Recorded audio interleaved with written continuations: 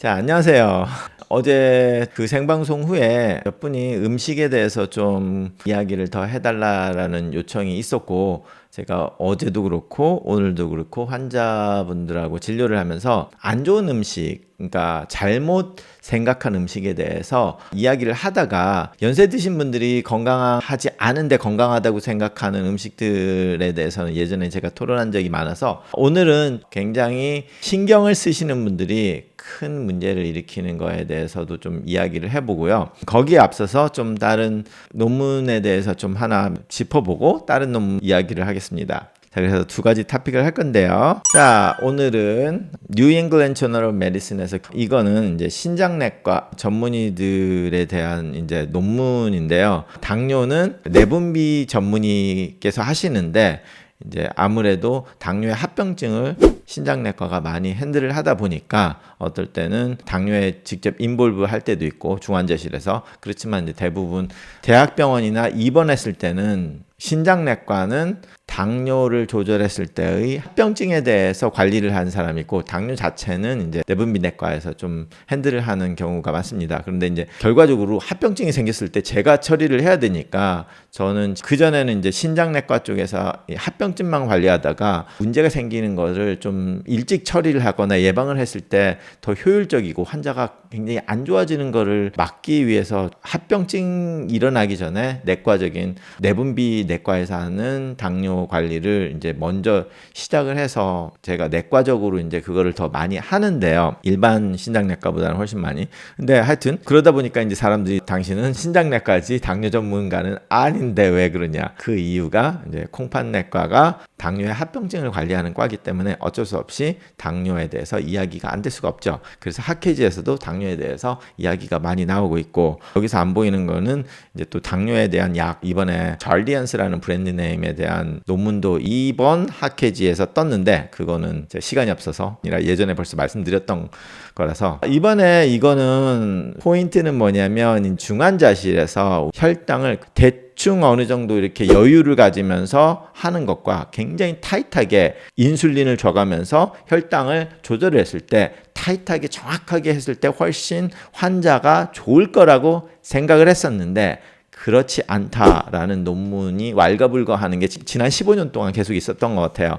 저희 인턴 때도 뭐 완전히 타이트하게 인슐린 바로 주고 혈당 조절 엄청나게 까다롭게 해라. 그래야지 환자가 좋다.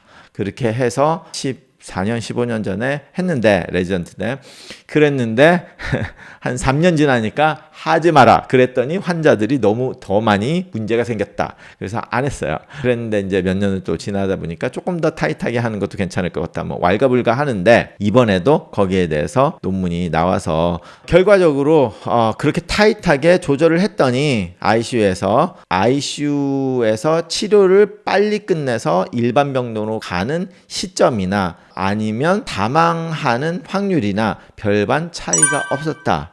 라고 나왔어요. 너무 타이트하게 하다 보니까 저혈당에 빠져서 문제가 있었던 거를 제외해도 별 차이가 없다. 그러니까 좀 그렇게 타이트하게 할 필요 없다. 이런 건데 제가 뭐 결과적으로 여러분들이 듣기에는 뭐 그거는 의사들이 하는 거고 나한테는 전혀 연계가 없는 거라고 생각을 하는데 제가 말씀드리고 싶은 포인트는 이렇게 우리가 어떤 임상 실험을 했을 때 요렇다고 생각을 했을 때 또다시 확인 검사를 하고 반대로 나왔을 때 또다시 확인 검사를 하고 그렇게 나온 거가 컨펌이 돼도 또 검사를 해서 꾸준히 검사를 하면서 의학이 예전엔 요렇게 말을 했는데 다시 여러 개를 해보니까 이것보단 다른 방법이 아예 더 낫더라라고 이렇게 의학이 바뀌는 것들이 굉장히 많아요. 거의 뭐 50%가 바뀐다는 말이 있는데 그러다 보면 이제 어떤 분들은 뭐 어차피 10년 전에 이래라고 한 거 10년 지나면 그게 더 안 좋다고 발표하는 게 50%까지 된다는데 그럼 뭐 믿을 거 없지 않나요? 이렇게 간단하게 말씀하시는 분들도 있어요. 그건 아니고요. 그런 거를 과정을 겹쳐가면서 그때는 이게 낫다고 생각한 이유가 이거 있었고 그 후에 그 치료 방법이 개선이 되면서 시간이 지나서 더 좋아질 수도 있고 뭐 이제 이런 변수가 있기 때문에 우리는 그때 10년 전에 하는 것과 지금 하는 것은 반대인 것처럼 보이지만 결과적으로 그때 상황이 조금씩 달라서 바뀌는 것도 많이 있다라는 거.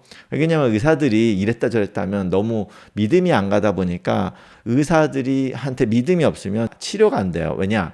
의사가 이렇게 하세요라고 했는데 그걸 안 믿으면 어떻게 해요? 아무리 처방전을 줘도 안 먹죠. 그러다 보니까 치료에 참가가 안 되니까 그러면 오히려 더 나쁜 결과를 일으킬 수 있죠. 결과적으로 그래서 여기서는 9,230명의 환자를 가지고 이제 결과를 해서 봤더니 결과가 그렇더라. 그렇게 나온 거고요. 그리고 오늘의 토픽, 오늘 더 말씀드리고 싶었던 거는 이겁니다. 자, 먼저 우리가 케이스 스터디 식으로 이제 말씀을 드리고 싶은데요. 자, 40대의 여성이 복통과 콩팥의 돌 때문에 응급실을 방문을 했습니다. 내원전에는 별 문제가 없어요. 건강한 여자였는데 몇 주간 피곤증이 생기고 미식거림이 있었는데 그러고 나서 몇 주간 그러다가 복통과 콩팥의 돌 때문에 이제 응급실을 방문했는데 피 검사를 보니까 BUN 120에 크레아틴이 10이에요. 결과적으로 말기 신부전까지 완전히 콩팥이 다 망가졌다는 거죠. 자, 그런데 이분이 40대야. 40대고 이전에는 건강하고 특별한 문제가 없었어. 약도 먹는 게 없었어. 뭐 처방전 이런 거 없고 40대니까 건강했어. 특이한 점은 그냥 헬스장에서 운동을 시작해서 살 뺀다고 열심히 노력을 하시는 분이었다. 라는 거예요. 자, 지금 제 방송을 들으시는 분들이 50대, 60대가 많긴 하지만 뭐 50대에도 뭐 살을 뺀다거나 건강하게 하려고 헬스장에 다니면서 보조품이나 건강한 음식으로 바꾸시는 분들이 꽤 있죠. 자, 그런데 여기서 이제 이렇게 콩팥이 완전히 말기 신부전까지 투석을 할 정도까지 나빠졌으니까 바로 이제 조직 검사까지 했죠. 그래서 소변 검사를 보니까 소변 검사는 별로 특이한 점이 없어요. 근데 이제 콩팥에 있는 돌을 화학 분석을 해보니까 칼슘 옥살레트로 나왔어요. 칼슘 옥살레트, 키니스톤, 신석이면 가장 흔한 콩팥의 돌입니다. 그래서 특이한 건 아니야. 가장 흔한 건데 여러 개가 발견됐어요. 여러 개가. 조직 검사를 했더니. 그래서 칼슘 옥살레트, 이 키니스톤이 콩팥에 막 쌓이면서 이 돌들이 콩팥을 망가뜨려서 옥살레 네프로패시라는 콩팥의 돌로 인해서 콩팥이 완전히 망가지는 상황을 만들었다는 거죠. 많은 분들한테 일어날 수 있는 것처럼 보이잖아요. 요 부분만 빼고는. 자, 그래서 어떻게 됐냐? 결과적으로 이 케이스가 제 환자는 아니고요. 미국 신장학회 논문지에 실리는 거예요. 이런 환자의 임상 시츄에이션에 대해서 발표를 하는데 이제 거기에 대한 논문이었고요.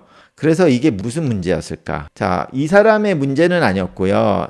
같은 경우에 이런 거가 있어요. 이게 80년대 유행하던 레이스 감자칩이었는데요.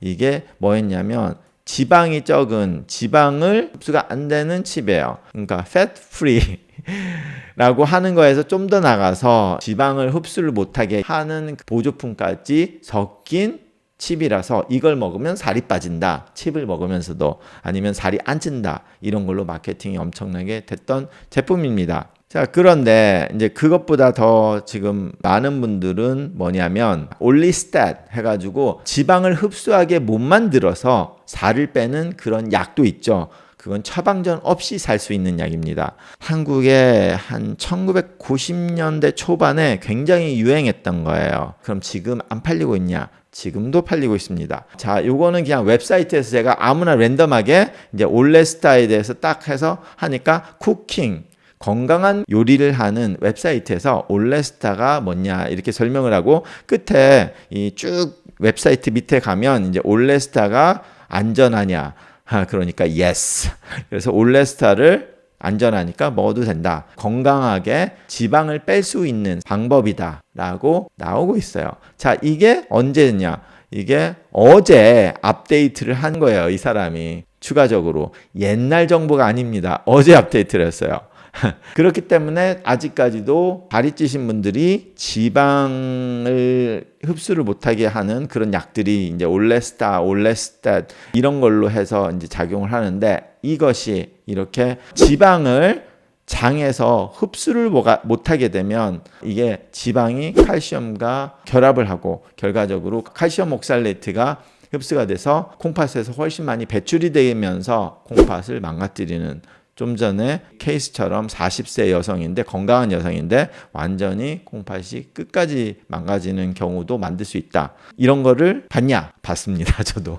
봤는데 그 기록이 내가 없기 때문에 뭐 논문지에 올라왔으니까 올라온 김에 제가 보여드리는 거고요. 일어나죠? 그래서 이런 경우들이 좀 종종 있어요. 그러다 보니까 이제 올레스타 이것뿐만 아니라 굉장히 많은 우리가 말하는 보조품, 건강식품 그런 것들이 솔직히 굉장히 몸에 안 좋을 수 있는 가능성이 있는 것들이 굉장히 많아요. 물론 100명이 먹으면 100명이 다 문제가 되는 건 아니지만 예를 들어서 100명이 먹으면 1명이 문제가 생긴다면 그 한 문제가 예를 들어서 좀 전에 말씀드린 투석을 해야 될 정도로 안 좋다. 그러면 굉장히 큰 문제가 오는 거죠.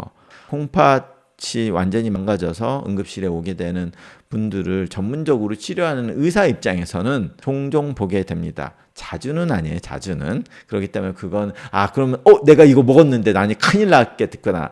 안 큰일 났을 가능성이 훨씬 높죠. 흔하게 일어나는 건 아니에요. 그래도 안 보는 건 아니니까 그러면 그게 얼마나 나한테 도움이 될까? 그냥 살 빼기 위해서 좀 적게 먹고 건강한 음식, 지금 말한 이런 건강한 음식 말고 그냥 우리가 일상적으로 먹는 건강한 음식, 뭐 샐러드, 뭐 야채를 좀 더 먹고 설탕이 들어간 거 안 먹고 소다 같은 거 안 먹고 그런 식으로 하는 거지. 건강한 음식이라고 나온 게 이제 희귀한 것들 있잖아요. 무슨 뭐 어느 아프리카 어디에서 먹는 건데요. 이게 건강한 음식이에요. 아프리카 사람 먹어요. 이런 거는 드시지 마세요. 왜냐면 그 원주민들이 그거 먹고 좋을 수도 있지만 그거 먹고 빨리 죽을 수도 있어요. 자, 이런 강의가 좋으셨다면 밑에 댓글란에 한마디 남겨주시면 감사하겠습니다.